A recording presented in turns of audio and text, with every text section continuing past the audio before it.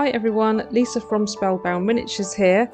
Welcome to our tips and tricks tutorial on how we created this Aga inspired range cooker with our Cricut maker. If you're new to Cricut Miniatures or Design Space, we've got this tips video on how to import and resize your SVG file for the scale that you'd like to make it in over on YouTube, and I'll put the link in the comments below. If you'd like the Cricut to label your pieces for you, I'll quickly show you how to do that in Design Space now. Once you've finished resizing your SVG, hide the green square and ungroup all of the pieces in the Layers panel. Select the text that you want to label, and then you go up and change it from a cut line to a draw and pen line in the Operations menu.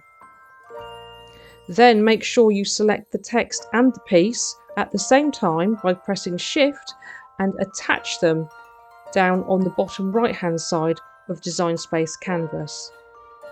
Then when you hit Make It, the first thing it will do when you load your mat is prompt you to insert the pen into clamp A so that you can write the label before it cuts, and make sure that you click the pen down so it physically clicks where the arrow goes then into it, and close the clamp. If you're using 2mm chipboard, which I used for the 12 scale and the 6 scale version, you'll need the purple strong grip mat, and the chipboard, the Cricut chipboard anyway, comes in sizes of 11 by 11. So we use a brayer to roll that on to the mat, and then our masking tape all around and including the corners.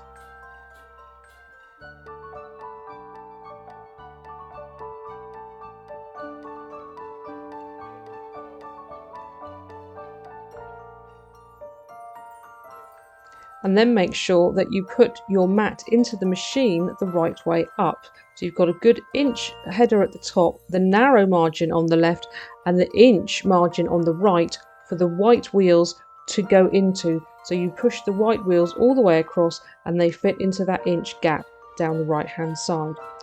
So here we are, it's labelled them and cut them out nicely, and it's easier oftentimes to turn it over onto the mat and pull the mat away from the materials rather than the materials off of the mat. Do this fairly gently so that you don't lift up any layers of chipboard. And one thing to note is I manually sort of space my pieces out in Design Space on the canvas after I've hit Make It to leave larger gaps than Design Space does when cutting chipboard. That way you don't get any shredding in between pieces. You can see here that it's cut through mostly. I like to stop it before it cuts all the way through, and then I take a sharp knife and I release the pieces by hand on the back, just sort of the corners that haven't cut all the way through, and this sort of saves my mat also from being cut by the machine. The more you use your blade, the blunter it'll get, the more passes it will take to cut your pieces. So if you've got a newer blade, it'll take less cuts, and if it's a more complicated shape, that also will take longer to cut. So simple squares like this and circles don't take very long. On average with the 2mm chipboard, 14 passes and it's cut through. But as my blade gets older, I will leave it go all the way up to 24 passes and it still won't cut through my mat. So I just work my way around, releasing all the pieces by hand. And so far I've been very successfully cutting chipboard and basewood in the same method. So the next thing to do is take the two tops, if there's 12th scale, it'll be double the pieces if it's 6, and the two base pieces, and I just make 2 pairs. So glue 2 base pieces together and the 2 top pieces together, and I'll set those aside, press them while they're dry. It's up to you to decide if you want to glue the doors on before you paint, or paint them individually and then glue them onto the front for the fixed door version. Then the fixed door version is a very simple construction. The sides glue onto either side of the back piece, so on the outside edges of the back piece.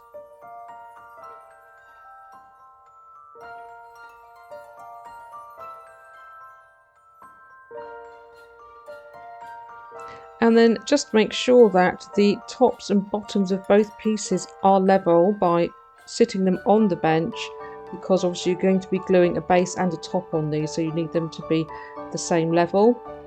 And if you've got a quick grab glue, it will take not very long, a couple of minutes to dry, so you can work on both sides at once.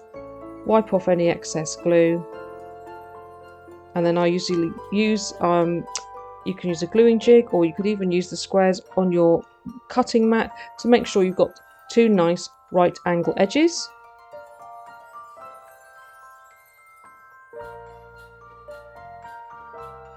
And then we just simply take the front piece and we glue it onto the front edges of the side pieces.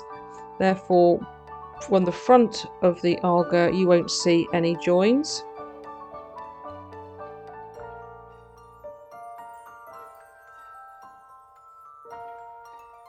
And remember to push the whole piece down onto your workbench so that the front is level with the sides. I think now is a good time to paint all your pieces, and I chose to paint my doors separately so we didn't have like a gummy paint line around where they joined. And I did mine in a pewter grey colour with a black base and top. For the 12th scale Aga, these 30mm diameter button backs worked really well as a faux domed lid. Here I used some copper tubing on the end of a kebab skewer, which I sprayed with chrome paint to make the handrail. Handrail sides are included in the SVG. On the 12th scale version I put them on straight edge to straight edge. On the 6th scale I just cut a slight slope so that the handrail faced gently downwards, but that's up to you. I think it's such a cute little stove, and it's going to go in my new Christmas cabin project. So let's have a look at how I made the opening 6th scale version. You'll need to double the material thickness going up to 6th scale and reduce it by half in 24th scale. I used the 2mm Cricut chipboard for the 12th scale version, so I literally cut double all of the pieces for the 6th scale version and glued 2 layers or more together to get to the 4mm per piece. Okay, so this is just a little tip for the ovens, and you might think, hang on a minute, there's an oven and there's a bigger cooker, and an Aga is a range cooker. If you've not seen one or used one before, you can get them in different variations. I'm making the 3 oven Aga. You can get 2 oven Agas, 4 oven Agas, and even bigger ones. So the oven is the bit that the cooking happens in, and the whole thing is a range. So my one tip is to assemble your oven so far to this stage, so the sides go onto the base all level at the front, and then the back goes over the whole thing, and then paint it before you put the top on, because it creates this really nice rectangular 3D shape. But that would be difficult to get a paintbrush in there or spray in there. So put them together, then paint them, then put the lid on, and then it will attach like that. And you can imagine it's a little bit of weight there. So we've designed it so this is as long as the Aga, and this glues onto the back piece. So it's got support at the back and the front. And it might look a little odd to have an oven that's deeper than it is wide, but if you can imagine, you'd never be able to get 3 full width ovens here. So when you have, say, a roasting tray for an Aga, it actually goes in the long way rather than the wide way. And on a 3 oven Aga, this is the roasting oven, the baking oven, and the simmering oven. So that would be my one tip for the ovens. If you want the more detailed instructions how to build this, that's in the PDF with the SVG, but it's very simple, and that's how I would do it anyway. Otherwise, to get a paintbrush in there is going to be super fiddly. So I've now painted it, and I actually put some cocktail sticks inside, if you can just see, to be like the runners in the oven for the tray to slide along. And I slightly overpainted the edges too, so that when I glue it onto the front, you don't see the bit of chipboard just around the edge. Like that. Otherwise sometimes it can show if you only go up to the edge. I've already put the hinges on here, but I'll explain how to do those later. We'll quickly just glue round and then make sure the edges are kind of line up with the edges of the hole. As you press it down, wipe any glue away, and the top is kind of, it'll be, you can't just leave it sit there because it will try and fall off, so just hold it if you can, or put some weight on top of that particular section just to hold it in place while it dries, and then repeat with the other 3 ovens or how many you've got. So I've left it for a good while, and it's all set up nicely. I do use super glue around the edges, sometimes on the outside, to reinforce the join. And you can see I painted the front before I did this because I didn't want to have overspray in the ovens.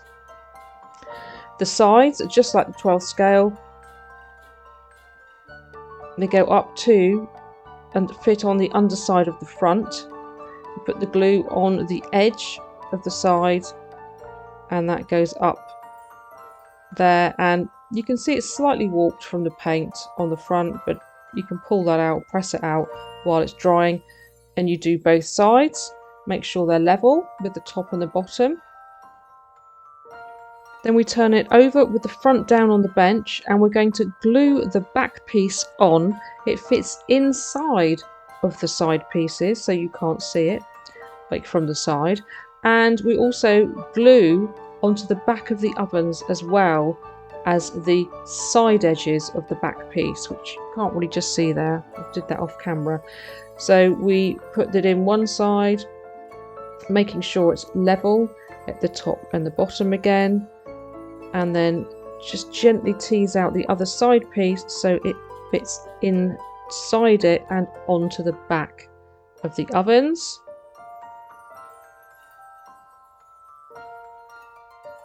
And then once that's dried, we can glue the base on. You can see I've painted all the pieces before I assembled them for this version. It's actually very sturdy at this point, and make sure you've got it the right way up. I suddenly realised I was about to glue the base on the top. I've got the Arga logo going on the left hand side at the top there, so I was just making sure I had it the right way round, and I glue it so that there's this slight overhang at the front, and the back of the Arga and the base are flush down on the bench, so that's why I've put it down that way. They're flush on the back and there's an overhang on the front, and then you just want to make sure that the sides are equal.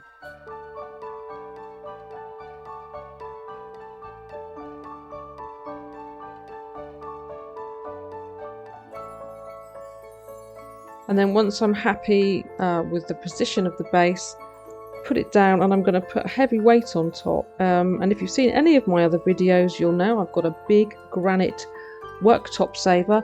I place that on the top and leave it to dry.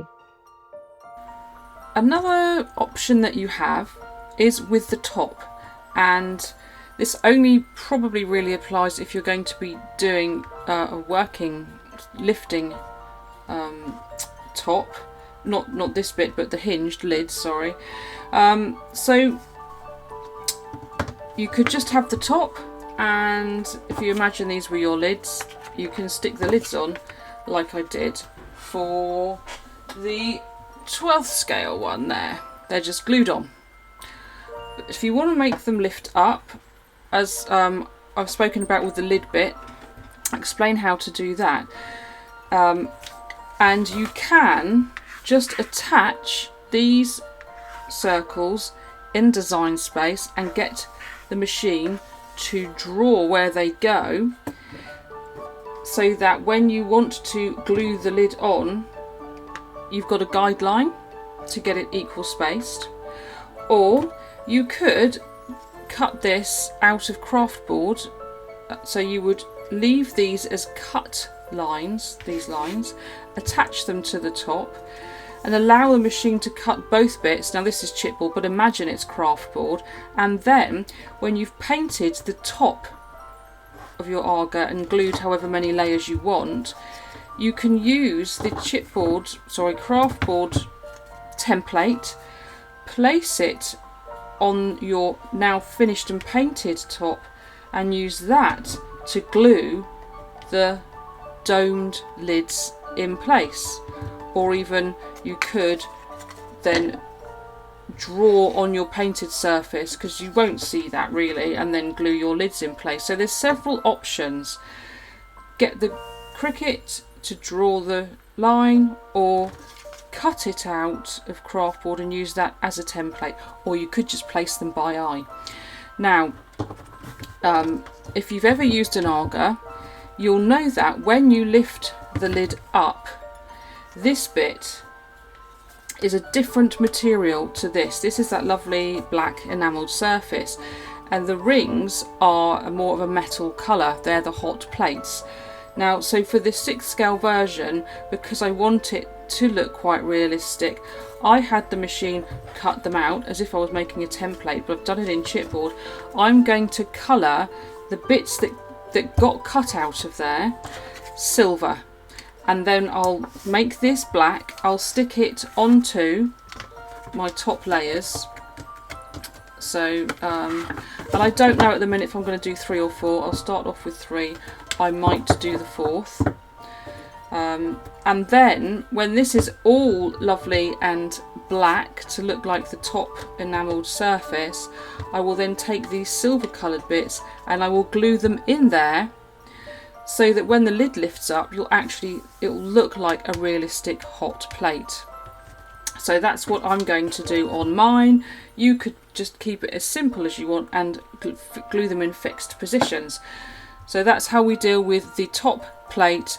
I will, for my black top, spray that with a black enamel so it looks shiny. Again, you could use acrylic and varnish it if you wanted to, but as long as it's you get any brush lines out, if you do use a brush for that, a spray one would be better. So here is the top now. I've sprayed it. I have put the sort of handle brackets on at the sides there. I angled them down slightly for this version, and you can see there now I've got the cutouts for the hot plates. I've painted them with a silver acrylic paint, and I will just glue them in there, and they look quite effective.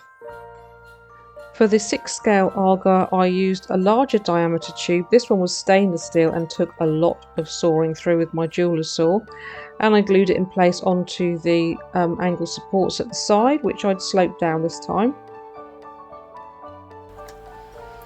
Okay, one of the most iconic things about an Aga are the lovely domed lids, and you'll know on the 12th scale version, these don't lift up.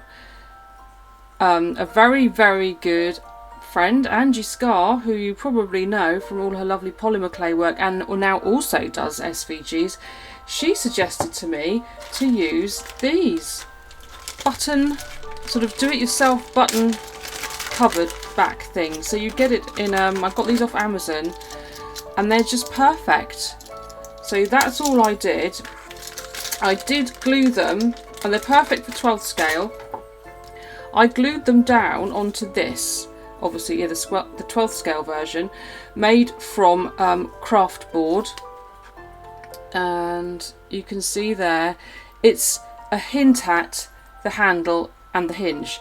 So that doesn't work, but for 6th scale, sorry, I've changed the size up. I've gone for 3 layers at the moment of chipboard. For the 12th scale it was 2, so technically for the 6th scale I should use 4, but I actually felt that at the moment 3 layers was good, because I am going to dome the top, which would be the 4th layer. Now I'm going to make my own handle, which if you've seen an Arga, oh, excuse the motorbike if you can hear that in the background. I don't live on a racetrack. A real Arga has a kind of coiled wire handle. So this is great if you're going to leave it flat, like that one as a hint. But the other reason you might want to still use this is if you're going to hinge it. If you can imagine, I don't know if you've ever tried, but to hinge something that's curved really doesn't work, because it can't go around and up and down. So I will still use this back plate even if I take that off and create my own handle, because it's much easier to hinge a flat surface. I'll just use this as an example. I don't know if you can see it. If there was a hinge there like a book, it would just work. If it was round, you kind of got that. I don't know if you can see that. That would be really difficult to hinge. So I will use this. So I will glue the 3 layers together, and then we'll come back when they're dry and I'll show you how I dome them using resin. Okay, so today I'm going to have a go at putting some resin on the top of this, and this is going to be one of the domed lids. So this is a trial, and what I want the resin to do is it not flow over the edge but sit on there and just gently create a very softly curved surface. So I'm going to try with these 2 pieces. Where's the other ones? These are sort of 3 layers of chipboard with the hinge left on but not the handle, because I want to create my own handles on this one. And I could just resin on top of that, but when I was looking at my my old Arga pictures and Argas in general, I forgot. I thought the whole of it was chromed, but when you look at them, they're half and half. Half of it, halfway up, is the colour of the Arga itself, colour matched to the Arga, and then only the top half is chromed. So I will resin this and then chrome this. So I've recut all the pieces, and then I will do another couple of layers with the hinge bit on and spray those to match the body of the Arga. This is going to stupid depths, I know, but once I've seen something, and then I can't not do it that way.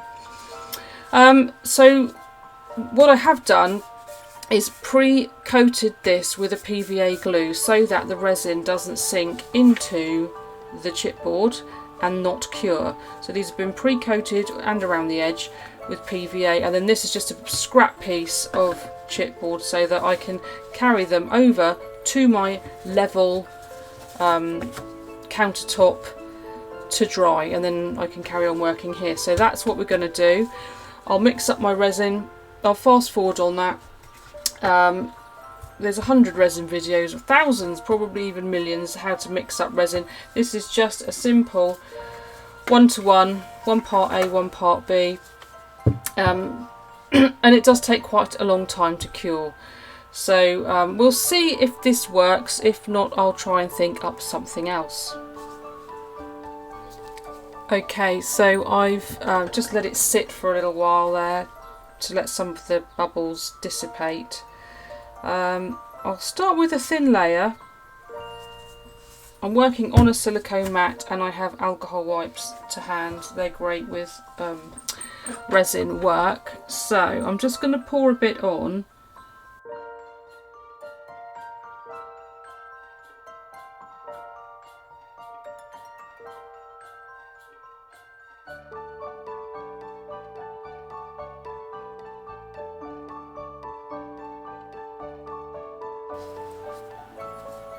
And then once I'm sure,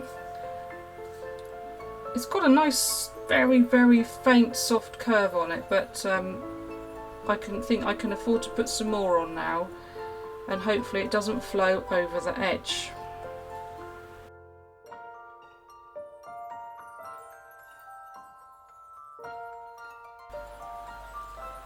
I don't think it's going to go over the edge.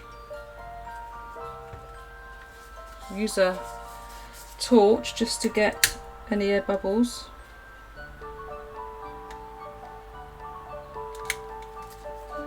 Although I am going to paint this, I could sand it. I've got a nice chrome spray paint that I'm going to try using on this, so if there was a little dimple on the top, that's not the end of the world for this particular project. Okay, I'll go mix up some more resin and I'll do the second one, and then fingers crossed we'll see how they turn out. They domed really nicely, but I wanted a little bit more height. So I repeated it using 2 layers of chipboard, one slightly smaller than the other, and then used the resin in the same way.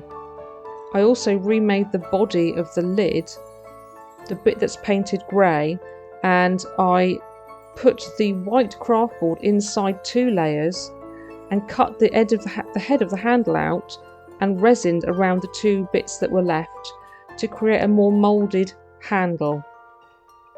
And then I stuck the hinge plate on the bottom with the handle cut off, and then I sprayed this grey to match the Aga, and you can see that piece in the picture now with the glue on top. I'm gluing the now chrome sprayed resin domed top onto the grey colour matched lid bottom. And then I got some silver wire and wound it round some jewellery pliers to make the traditional coiled wire handles. I did the same thing with the oven doors. To create the domed look, I cut a smaller rectangle, glued it on top, and then went round the edges with resin. This time I used UV resin to set it quickly.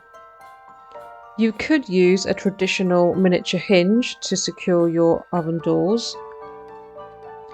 I decided to try and mimic a traditional Aga hinge, which uses a pin, so I used glass beads and I UV resined them onto the door. You glue the pin, or UV resined it, into the top of each bead, and then it locates into the hole of the beads that are fixed onto the surface of the front of the ovens. And then I used a toothpick, and then I did sand it down from that because that was a bit sharp and pointy, to mimic the locator catch as well. And this is exactly how they work on a real Aga. They lift off like that on pins and go back on again. So all I needed to do then was glue the actual lids on with the hinges, and we were done. I made some matching lid covers and an oven glove, and added a couple of tea towels. And I just need to add the logo and thermometer, but I need to get a printer for the print and cut. I hope you have fun making this, whether you make the opening or non-opening version.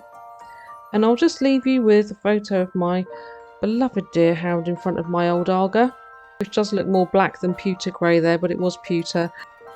And my son Tristan, bless him, who's now grown up and left home at university. You can also spot the corbelled shelf there in this, which we've included in this file, and the chimney breast. And apart from making excellent cakes, Agas are great at drying old pet toys on when they've been in the washing machine. As always, a big thank you to our patrons. Thank you for watching. I hope you've enjoyed it, and we'll see you again soon.